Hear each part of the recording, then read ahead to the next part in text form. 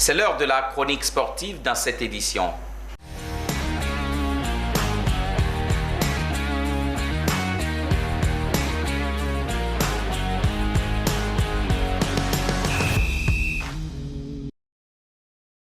Ami Diarra Souba, la Coupe d'Afrique des Nations est le festin sportif du continent africain.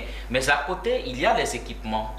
C'est vrai que la CAN est une compétition sportive et c'est l'occasion aussi de voir de nouveaux maillots. Par ailleurs aussi de voir de nouvelles marques aux côtés des fédérations.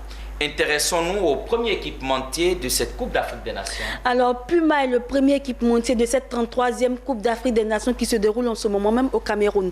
Il sponsorise à lui seul 5 nations, à savoir la Côte d'Ivoire, le Sénégal, le Ghana, le Maroc et l'Égypte.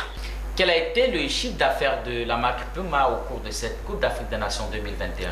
Alors, il faut savoir qu'en 2021, Puma a réalisé un chiffre d'affaires de 6,805 milliards d'euros, ce qui fait que Puma devient le numéro 1 de cette Coupe d'Afrique des Nations.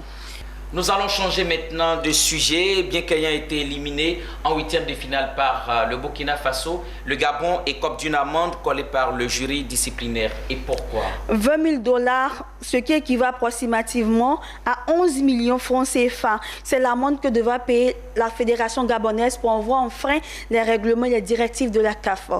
Pour rappel, le Gabon a préféré se loger à l'hôtel Starland alors que la CAF a désigné l'hôtel La Falaise comme le lieu d'hébergement. Au final, peut-on parler de business des amendes? On peut dire que cela pourra permettre à la CAF de combler certains déficits, par exemple.